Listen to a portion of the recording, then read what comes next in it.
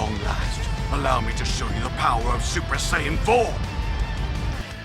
Yo, what's up guys, Dragonball here for another Dragon Ball Legends video. Today we're gonna do a top 10 for part 3 of this anniversary.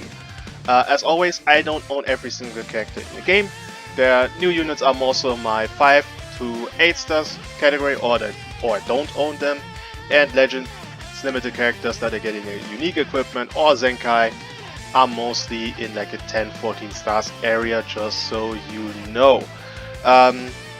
Yeah, this is everything. Obviously we have the new units here, as well as the Kaioshin, because this guy got an equipment. And we're gonna start not with the number 10, but talking about some units which I want to give you an opinion right now before we come to the list. And these are Kid Buu and Piccolo. Kid Buu is a character that I would say being in, I think it's A tier, or yeah, no, he's A tier. I've used him and he seems pretty good, but my issue is I think the team that he wants to be on that would be really nice is a Majin Buu Saga team with the Kaioshin as well as with this Ultra character, but he's lacking the proper Zenkai buff because the Zenkai bench that should help him is coming out next week. So this character right now is not making the top 10 for me. But I think this character is still useful and very good, so he doesn't make the list here. And as well as Piccolo. Piccolo is a character that I actually don't own, so I have no experience with Piccolo fighting him or using him at all. That's also including Kid Buu. So with not having experience about this character in any capacity, I cannot give him any spot on the list as well, so that you know that one. Okay, let's start with the actual top 10 here. And I decided to pick the Kaioshin at number 10. Kaioshin, I think his buff is solid. It's nothing crazy, but he is definitely viable and usable. The best team right now for him is the Majin Buu Saga team with Vegito and where's Vegito? Yeah, Vegito and the Ultra character. But I think the problem with the team I have personally from using the team and fighting a team is, for one, I don't think they are that strong, and I think also they are too reliant on this character doing the most part. If you get the Spirit Bomb, obviously this team is looking fantastic, but if you lose this character or don't get the Spirit Bomb, I think it's significantly worse than other teams in the game that are a bit more relevant. I don't think Vegito is that great to a point where I could say this is a fantastic trio. I think at this point in time for Vegito is more or less over. Even him being on featured boost, I don't think it's enough. So I don't see this Majin Buu Saga team at very high. It's a usable team, but it's not like a high value team in comparison to other teams in the game. I think other teams have just a better 3-man team where each unit is very good individually or useful. So that's why I think Kaioshin is right now in the number 10. But I think he's definitely deserving to be on the list. Very useful unit, very great. So let's move to number 8 here. And that is his friend Vegito. Yeah, Majin Buu Saga team, already mentioned this. Again, I don't think it's that crazy. And Vegito still has to worry about Yellow Goku Black sometimes. I see his value with being purple because you're fighting Broly, which is he happens to be run more often now. Vegito can do some work against him, but I think at this point again, I don't think the ultimate is one-shotting anybody because everyone has some kind of debuffing or stuff. So this character, most of the units will live, most of the units will be able to swap out to another character. And it does this overall damage doing, which is not bad, but I think just other units are doing more or are better defensively, because defensively this character isn't providing much. And again, if you're losing the Ultra character, this 2-man team is not carrying you to victory most of the time. I think other units have again a better 3-way set, so I'm putting Vegito at number 8.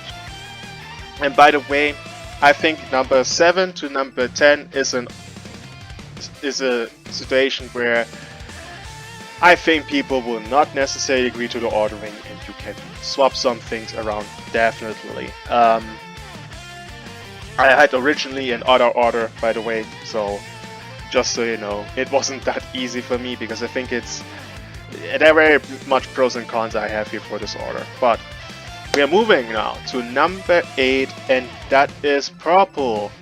Revival Gohan.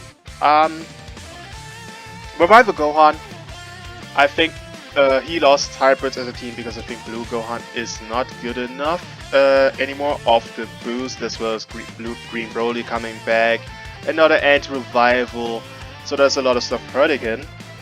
I think his best team is the Son family team right now, this trio. I think you need to run him on that team. Like, Purple Gohan, the main reason why he managed to be so accessible on this list is mostly because he has a team where he gets not only his own Zenkai buff, but 1 or 2 other Zenkai buffs on the team. Because if you're running, for example, just a simple movies team with only 1 Zenkai buff, I think he is significantly worse. Defensively and offensively, this team gives him enough offense and defense where I could say he's definitely over the other 2, as well as this team being a bit more better overall. Problem with this team is we have a less subcom manipulation for this character himself.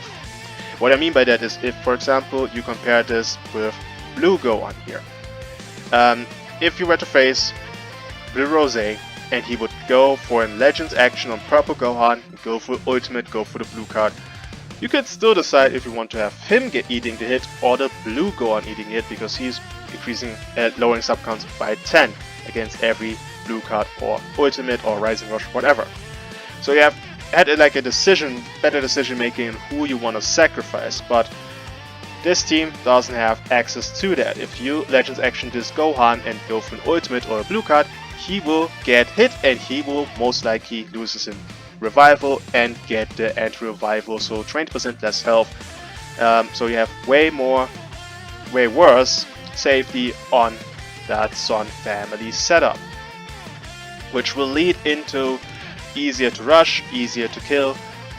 He has some great offensive capabilities with the fact that he's immune to card destruction, so if you want to prop one of their disrupts, it's very nice. After this third card, he will get attribute downgrades removed, so he has some strong features which help him to combo against other units, which is very good. But I think it's not enough because other teams are just way more better, way more safer to use.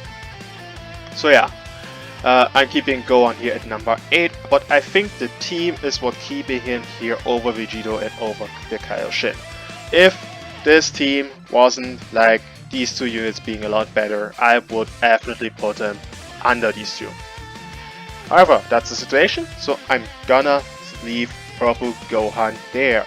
Now number 7 is a pick, which I don't think people will agree at all. I think this is a very odd pick, but maybe it's some bias. I've run the team and I had good results, which is why I'm keeping this unit here. And that is the opposite of Sun Family, being Vegeta Clan with Super Saiyan 4 Vegeta in S tier at number 7.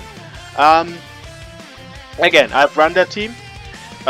You can double Zenkai buff this Vegeta as well as this Gohan and Trunks, so very good for Gohan and Trunks. You can run this trio, it works. I've used the team. It's a mixed setup, which is a bit of a minus, but if you have Gohan and Trunks in the team and this character, which you have a mixed team anyway, it's not that horrible. Anyway, I've run the team. I think the fact that he has, for one, I think defensively is just better than Purple Gohan. So in terms of survivability, he is better.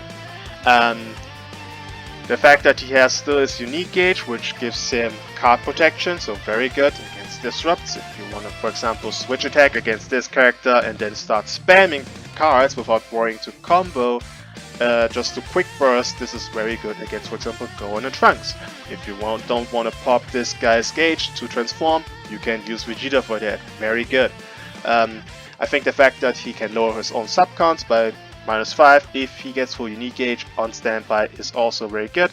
And what this team has as a safety is, for example, you get comboed by this character. Let's just say you get comboed. He's lowering sub counts for your teammates, so you get them easier in. You switch Goron and Trunks in. They get hit.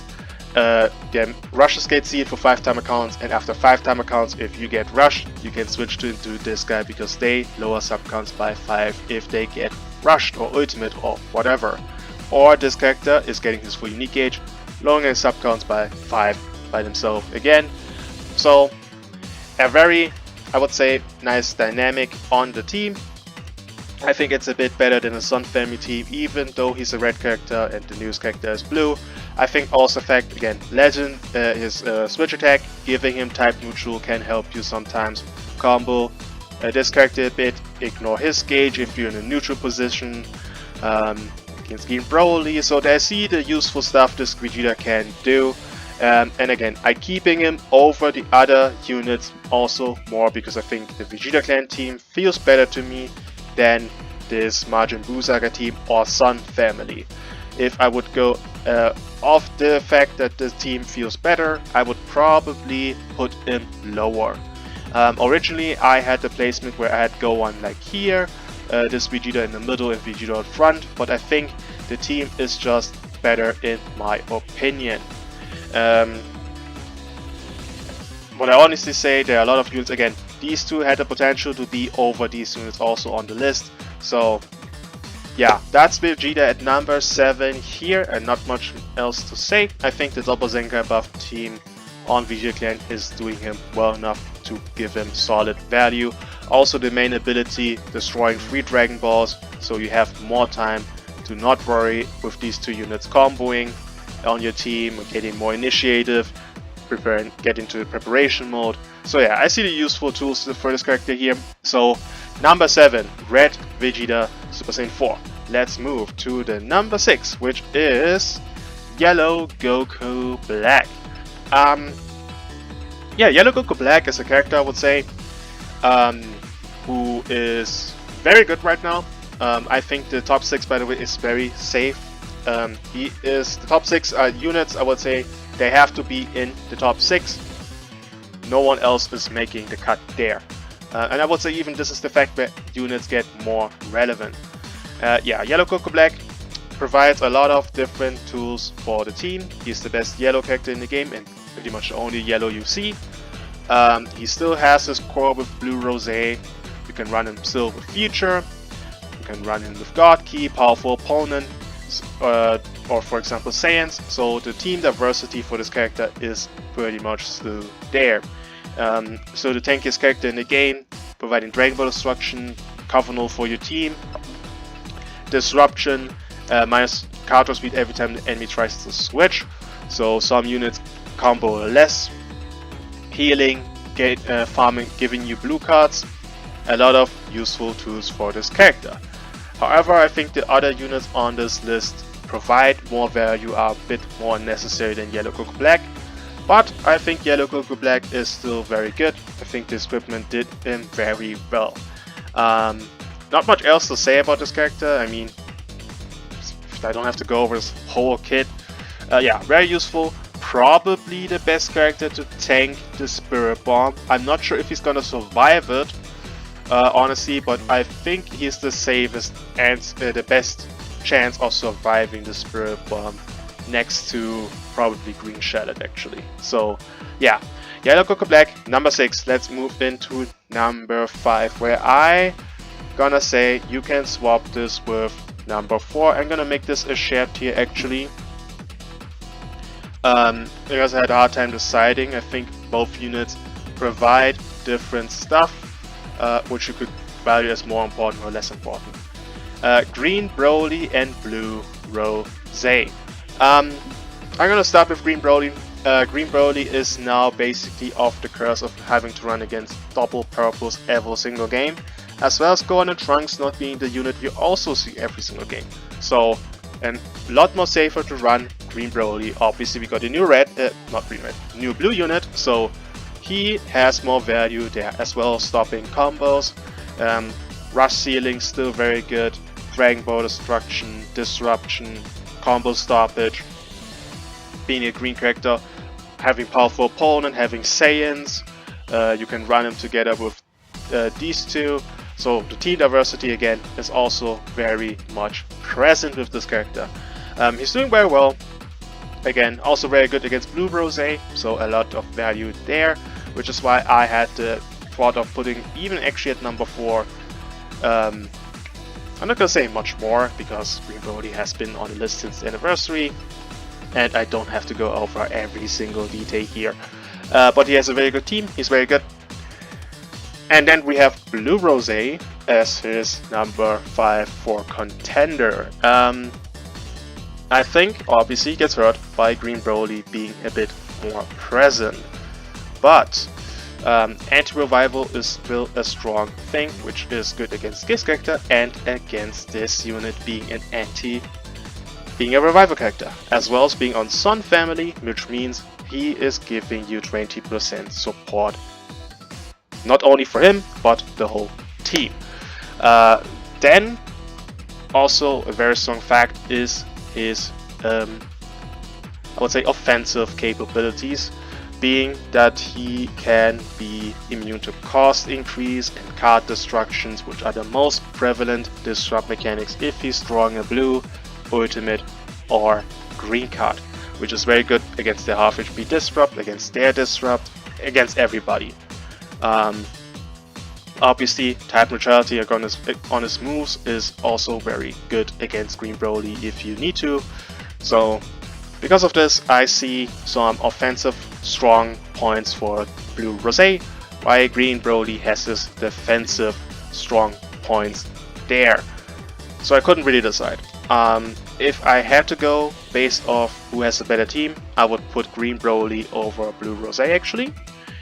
Because I think this character is a bit more diverse, being on powerful opponent as well as on Saiyans, which are two very strong teams right there. Alright, so Green Broly number 4 and Blue Rose number 5, but I think you can swap this if you want to. The number 3 unit, also a unit I originally had at number 2, but I decided to move him down, or better say move them down, and it's Gohan and Trunks. Yes, it's not a team thing, because I think they have the teams definitely. Again, technically you can run Sun Family, Vegeta Clan. I've run this team, this also works. Future, still a thing, so it's definitely not a team thing. Obviously get hurt by the fact that this is a blue character.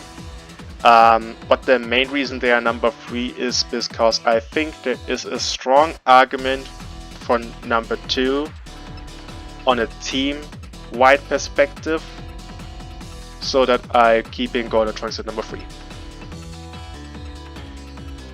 They're still doing insane damage, have access to double Zinc buff teams, doing a lot of work, again, good damage, have to cancel for endurance or blue cards, which are very insane, Dragon Ball gaining, dual ship with the best units in the game, so very very great.